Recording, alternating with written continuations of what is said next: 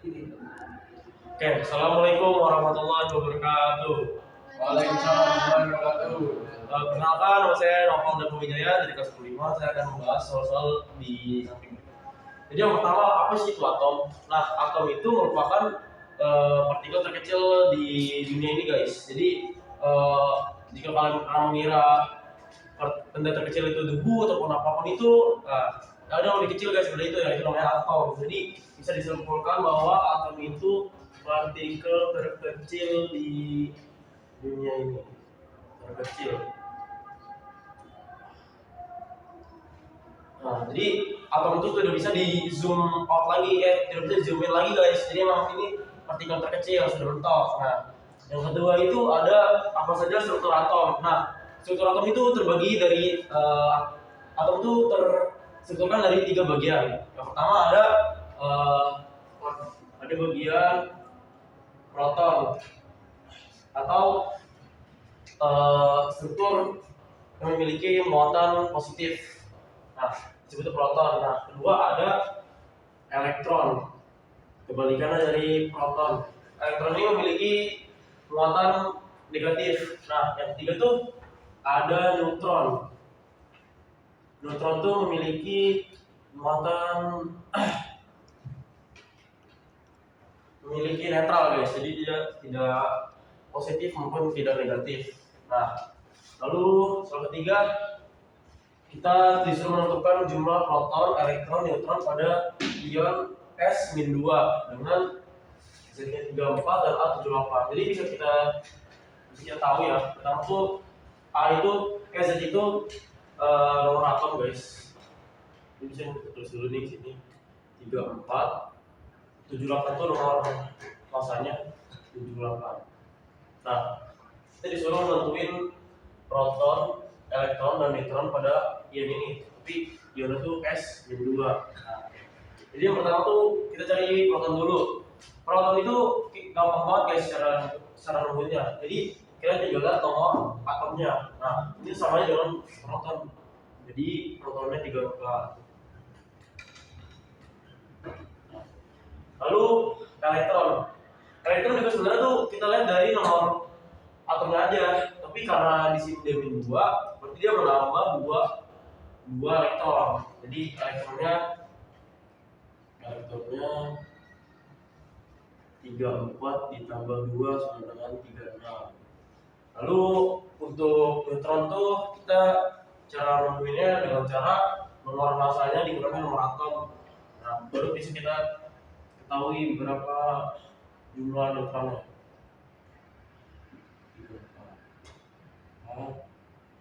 4. Jadi neutronnya dia memiliki 4 neutron. Oke. Lalu selanjutnya kita disuruh menentukan atom mana yang memiliki elektron valensi terbesar di antara tiga atom ini. Jadi apa sih pertama dulu, apa sih itu elektron valensi? Nah, elektron valensi itu elektron terluar pada konfigurasi neutron. Jadi kita harus cari dulu nih konfigurasinya. Terus kita tulis dulu nih. Oke, 5. Karena ada elektron 5, berarti awalnya 2 ya. Seperti peraturan KLMN. Yang pertama 2. Ini plus 2 karena K itu 2 plus 2. Nah, L ini sisanya dari ini 5 kurang 2 3, berarti bisa kita tulis 3. Nah, udah ketemu kan? Di elektron valensinya itu 3 dia. Terus kita cari yang 10. Yang G. Yang pertama di sini 2 10 kurang 2 8 plus 8. Jadi elektron valensinya 8 itu 3. Dan ada Z. Tulis 2 8 3. Nah, jadi ini yang valensinya 3, 8 nomor 3. Jadi bisa disimpulin yang memiliki elektron valensi terbesar itu yaitu atom G, guys. Karena dia punya 8 elektron valensi. Jumlahnya harus segitu. Soal kelima, tentukan letak atom bromium dengan nomor atom 35. Jadi caranya sama, kita menentukan konfigurasi elektronnya. Jadi seperti yang kita tahu, yang sudah saja ya, 2, 8, 18, dan jangan sampai offset dulu. Terus dulu nih, ini bikin dulu 2 tambah 8, 10, tambah 8, berarti sisa 7. Kita bisa nulis 7 yang selesai ini nih. Nah, jadi cara nentuin letak ataupun halaman atom itu kita dari elektron valensinya. Nah, kalau nih elektron valensinya 7, berarti dia terletak pada golongan 7. Golongan 7A. Nah, terus gimana sih cara nentuin barisnya? Nah, kita lihat nih, ada berapa jumlah konfigurasinya. Karena sini ada 1, 2, 3, 4, berarti kita bisa simpulin dia terletak pada barisan keempat. Nah, jadi ini. Oke. Lalu dua soal terakhir kita suruh menyamakan reaksi kimia. Jadi soal pertama itu ada karbon ditambah oksigen O2 sama dengan karbon oksida. Jadi kita disuruh setarakan ya.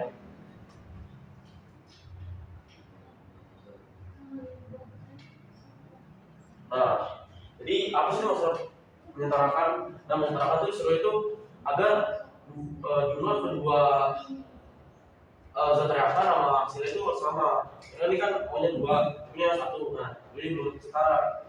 Jadi pertama kita lihat dulu dari peraturannya itu pertama tuh logam H sama O. Nah, hidrogen oksigen. Nah, karena ini pertama cek apa karbon dulu. Karbon di sini 1, ini 1. Oke, ini berarti nggak usah diganti dulu. Ini O-nya 2, ini O 1. Oh, kita dibeda di sini. Berarti kita kali 2 di depannya. Apakah sudah setara atau belum? Kita lihat dulu. Di sini C-nya karbon 2, ini C-nya 2. Ini cari C-nya 1, ini C-nya 2. Berarti nggak setara. O-nya 2, ini O-nya 2 juga. Nah, berarti O-nya udah setara tapi C karbonnya belum. Nah, berarti kita tinggal kaliin aja nih berarti depannya. Nah, jadi ini ada 2 karbon, 2 oksigen, 2 oksigen. Jadi sudah setara. Untuk setaranya kayak gini ya. Nah, lalu terakhir, saya tulisin aja ya. 7. Ada magnesium 3, nitrogen 2, magnesium 2 jadi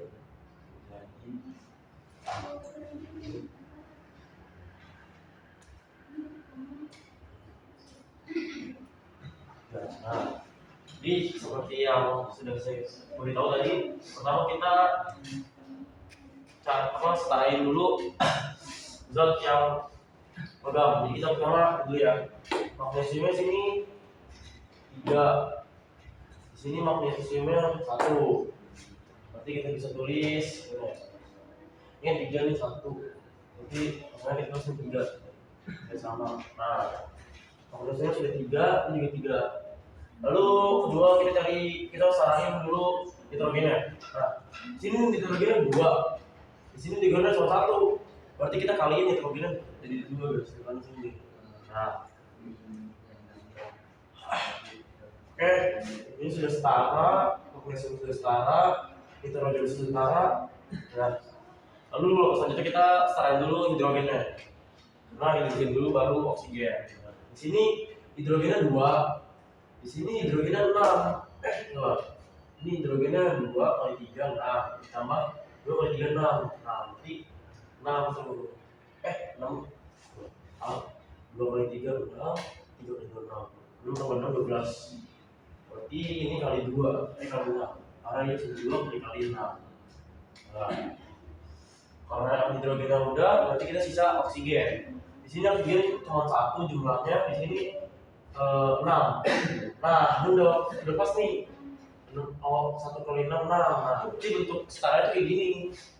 Oke ya. Oke, sekian dari saya.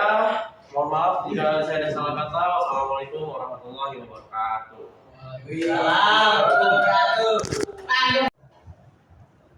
Assalamualaikum warahmatullahi wabarakatuh. Nama saya Matir Pasabili dari kelas 5.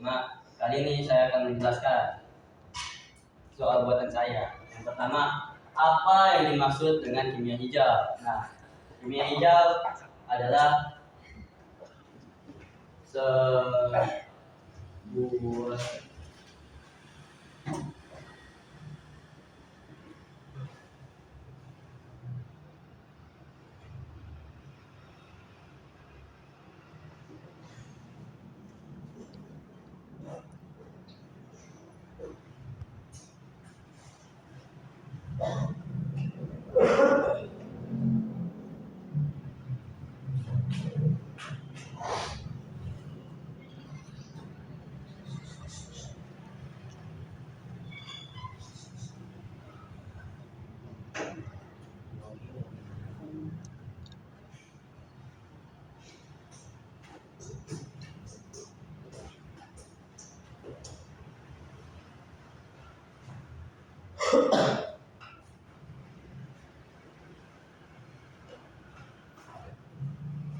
Nah, nomor satu itu apa yang dimaksud dengan kimia hijau? Nah, kimia hijau itu sebuah cabang ilmu kimia yang berfokus pada perancangan serta proses kimia dengan ramah lingkungan serta dengan itu. Nomor dua, tujuan utama dari kimia hijau adalah untuk mengurangi dampak negatif dan dari proses kimia terhadap lingkungan serta kesehatan manusia.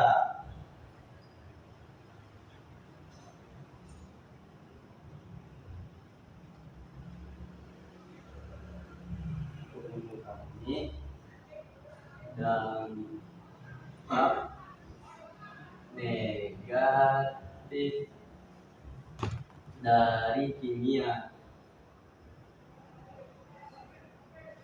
terhadap lingkungan dan kesehatan manusia.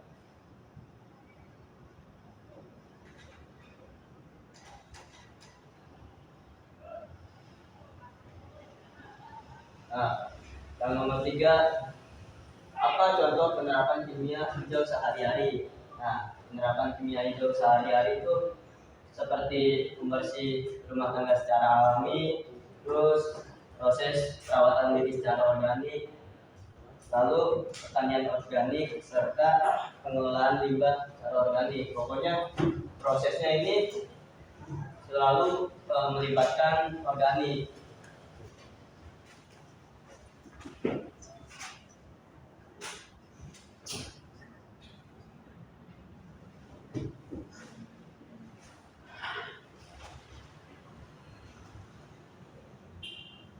Nah, lalu nomor 4, apa nama gambar di samping dan bagaimana kegunaannya? Nah, nama gambar di samping itu lampu spetus. Nah, kegunaannya itu untuk memanaskan bahan kimia.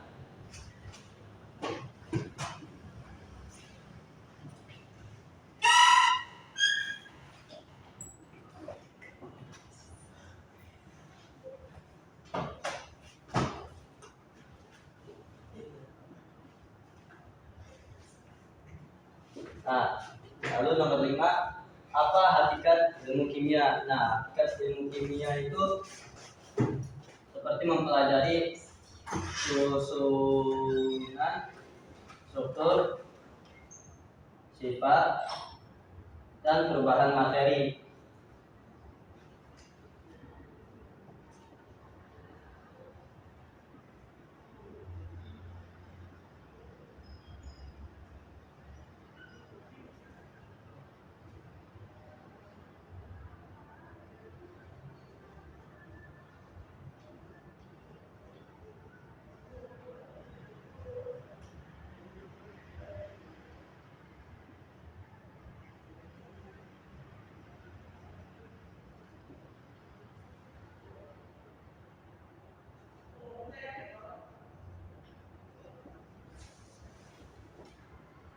Nah, jadi apa hakikat ilmu kimia? Nah, hakikat ilmu kimia itu seperti susunan, struktur, sifat, dan perubahan materi serta energi yang menyertai perubahan tersebut.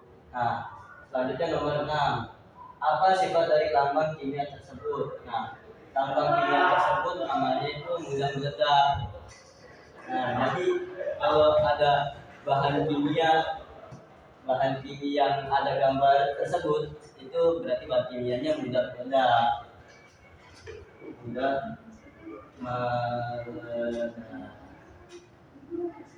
Yang terakhir nomor 7. Apa nama gambar di samping dan bagaimana kegunaannya?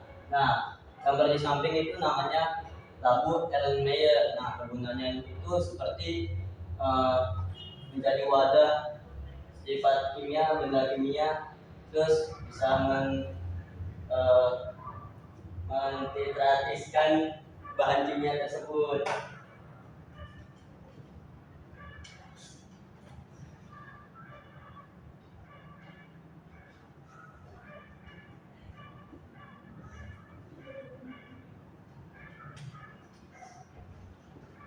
Mungkin itu saja video dari saya. Terima kasih. Wassalamualaikum warahmatullahi wabarakatuh. Waalaikumsalam warahmatullahi wabarakatuh.